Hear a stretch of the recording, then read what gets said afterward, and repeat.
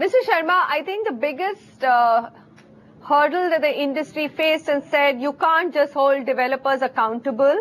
Do you think at state level this is something that has clearly been enunciated, and the message has gone out from the housing ministry that you will have to set timeframes for approvals at every stage, even at the municipal level? Are you comfortable with the kind of message you're hearing? We are basically quite comfortable. We need to realize that we work in a federal structure, and even now also the land and the approval will always be the prerogative of the state government and their authorities. Central government would not have passed a bill where it would have overlapped with their authorities.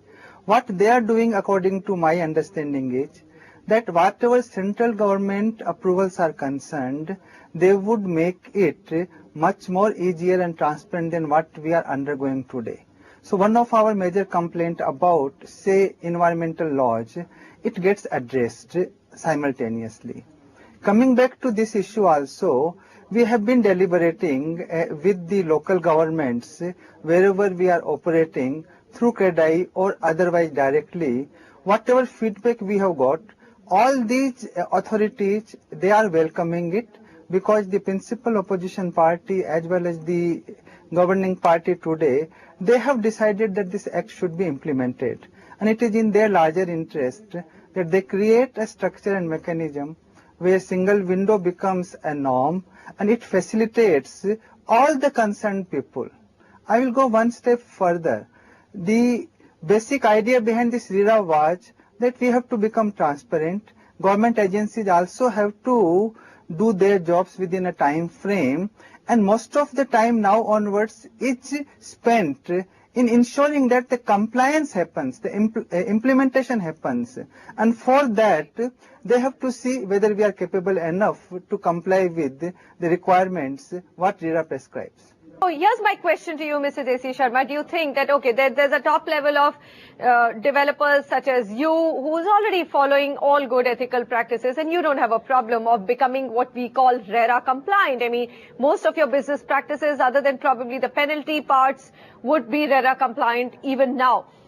Do you think that even before, so it might take some time for all the little nitty-gritties to get ironed out, new projects which are launched are going to be very careful about becoming RERA compliant? At least, even there's no authority pulling them up, developers will decide to be RERA compliant.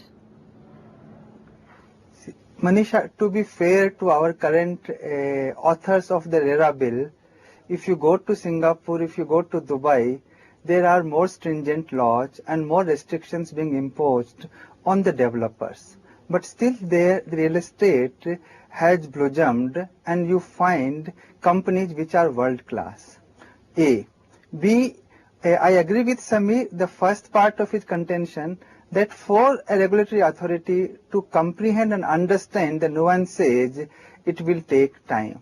But since the Act is relatively simplified the way it is defined as far as our responsibilities are concerned, consumers' responsibilities are concerned, the requirements of disclosure norms are being concerned, it will not take much time.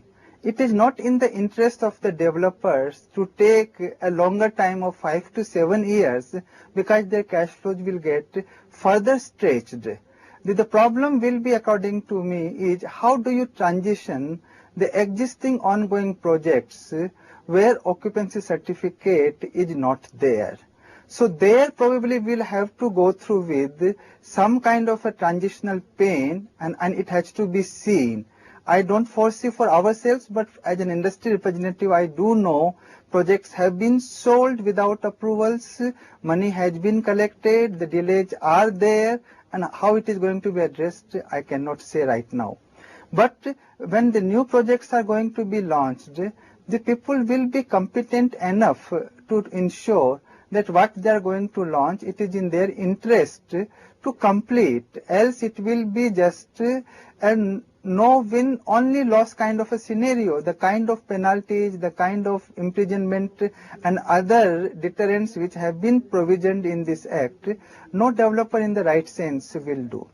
At the same time, we must agree that we are going through with tough times. These times are not going to be lasting forever. Such kind of an act will ensure that demand picks up, cash flows improves, and things should become better and better from now onwards. We should always be positive about introduction of this kind of a bill.